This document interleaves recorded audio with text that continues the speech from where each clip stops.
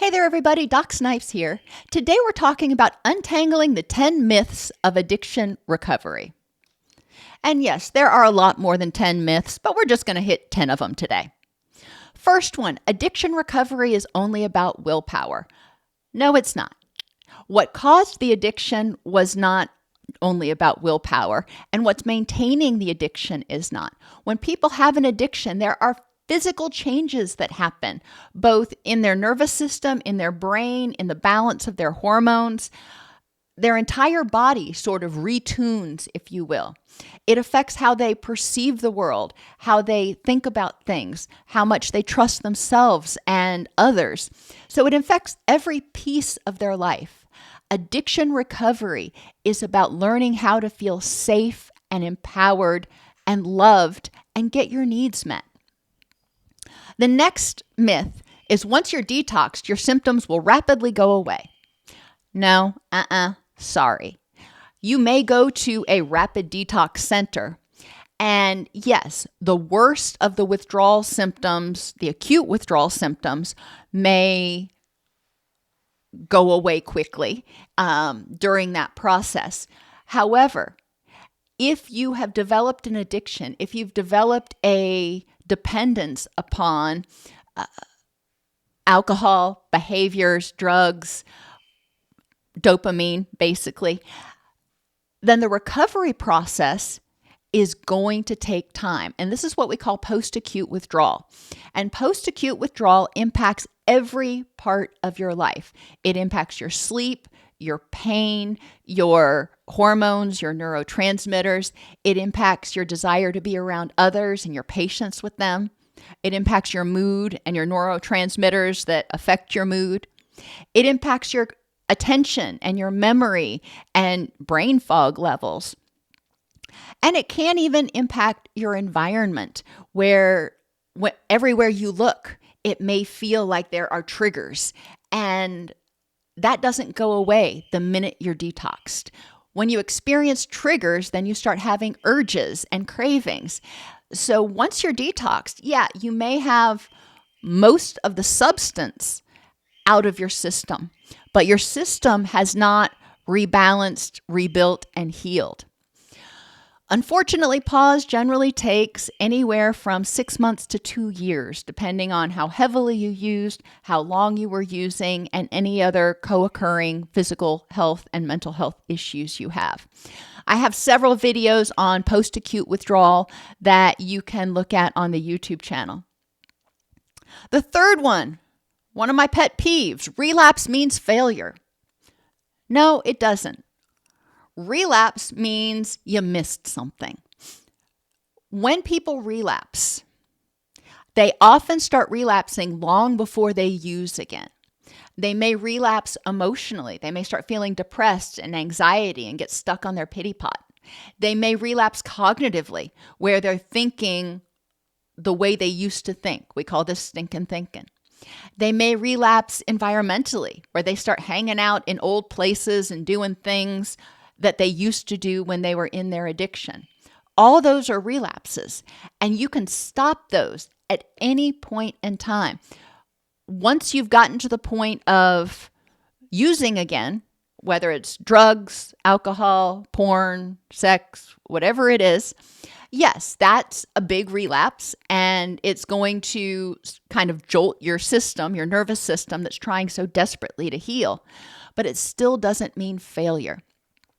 When I've worked with clients in the past who've relapsed, we've sat down, and instead of shaming them, I encourage them. I'm like, I am so glad you came back. That took a lot of courage to admit that you relapsed. Now let's look at what happened and figure out how we missed this. How did we miss this crack that you fell into when we were creating your relapse prevention plan? Relapse means we're going to learn one more thing we need to learn to stay clean and sober.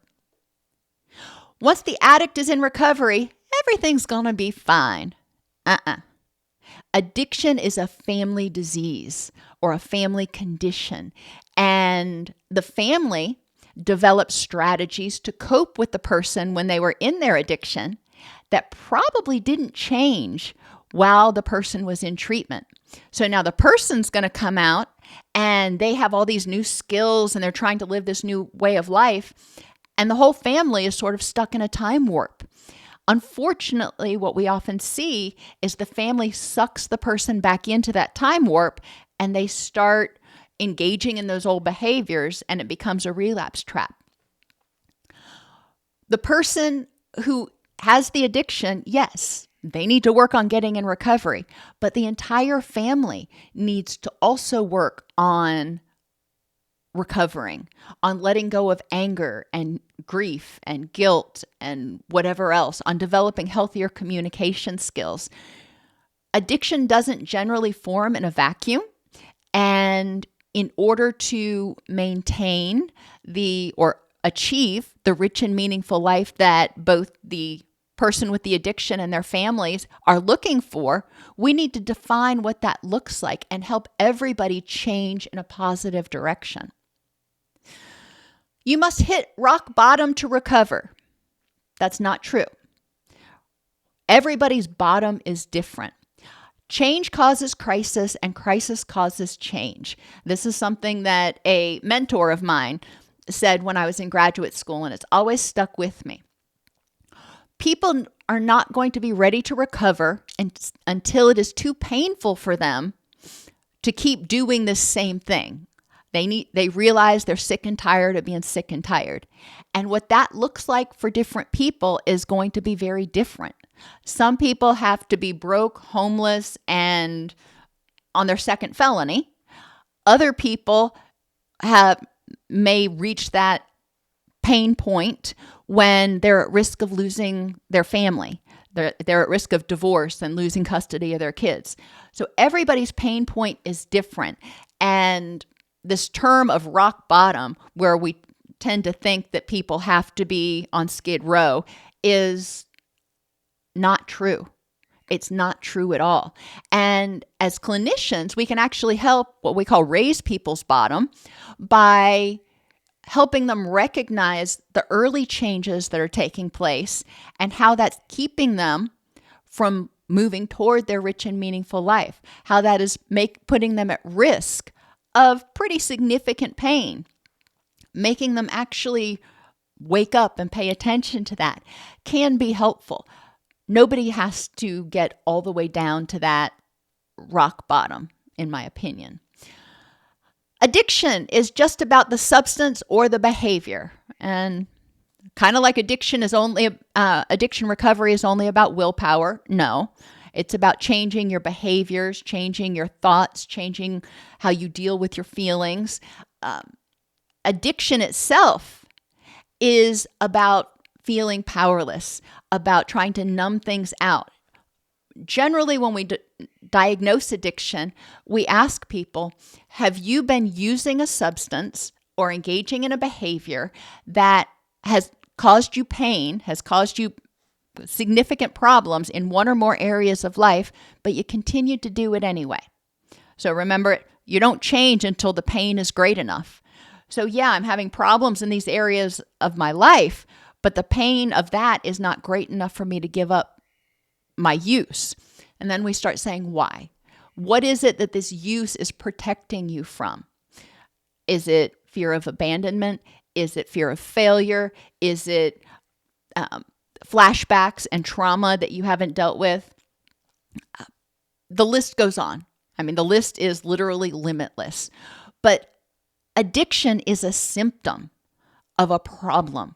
And generally, addiction is a tool or a strategy that some people developed in order to try to manage unmanageable distress.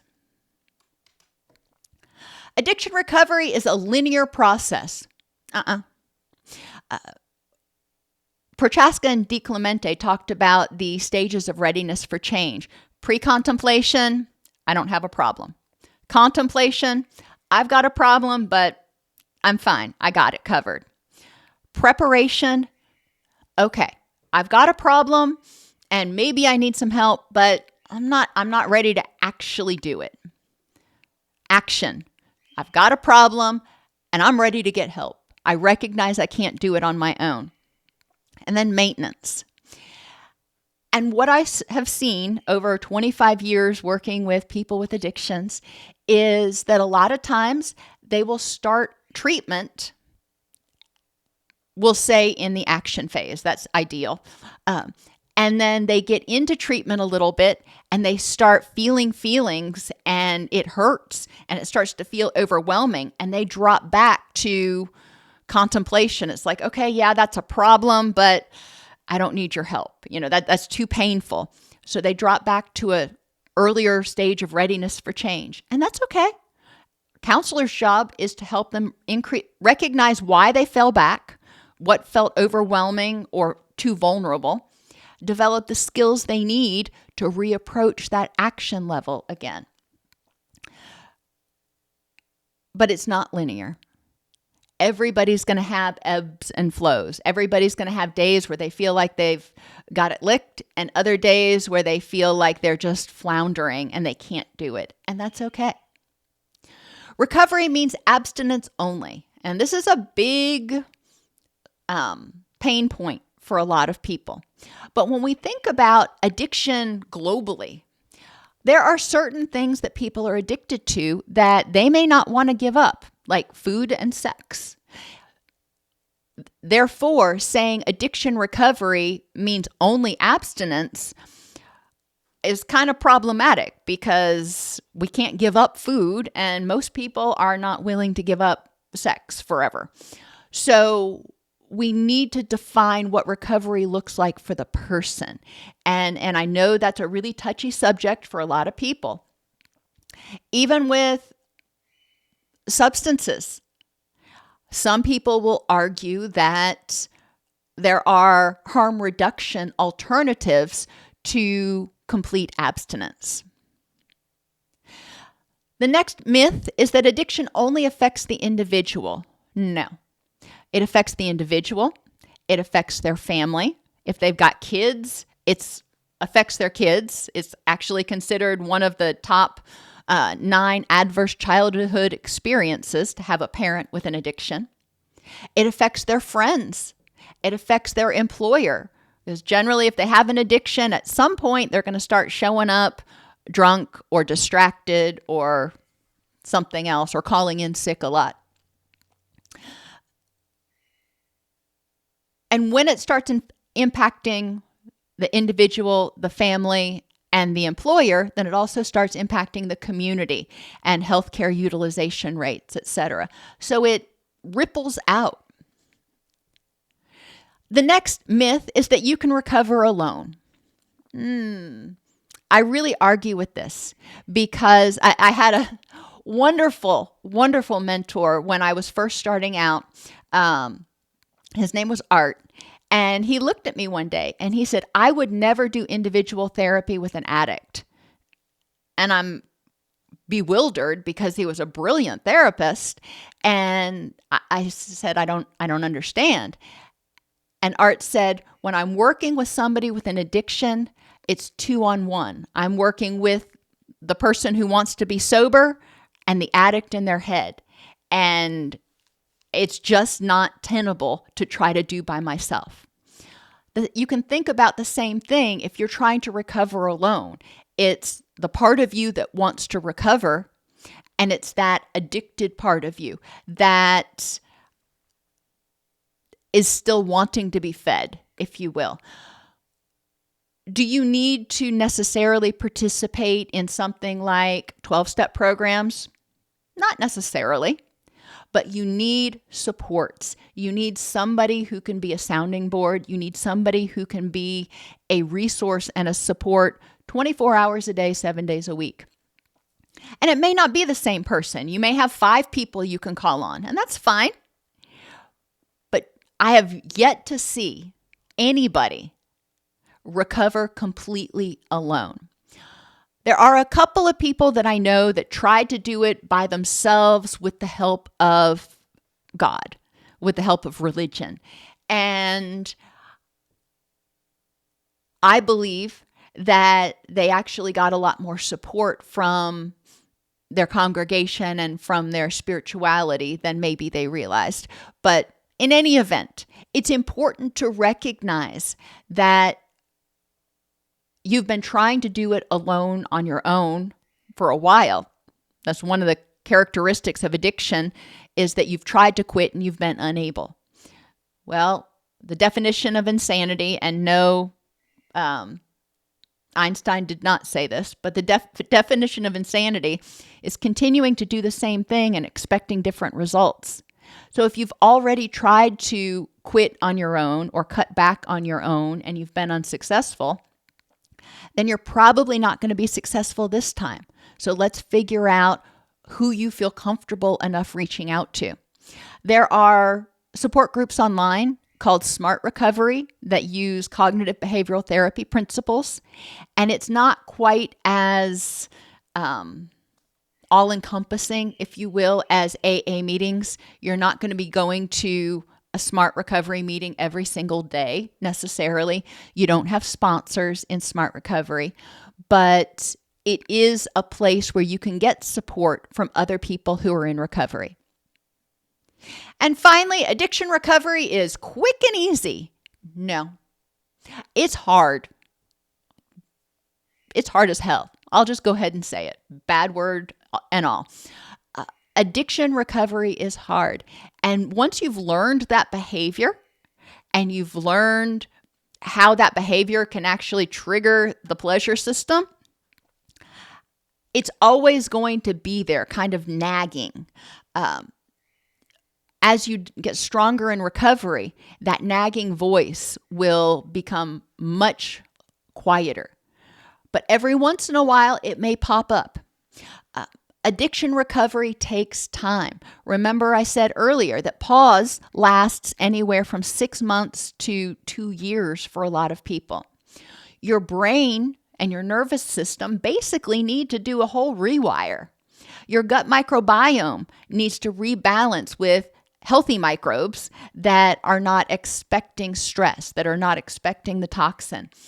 Your emotions need to stabilize. When you're using, you're under a lot of stress. So your stress response becomes much stronger than your relaxation response. And as a result, when people are in early recovery, they often dysregulate. When they get upset, they go from 0 to 250 like that.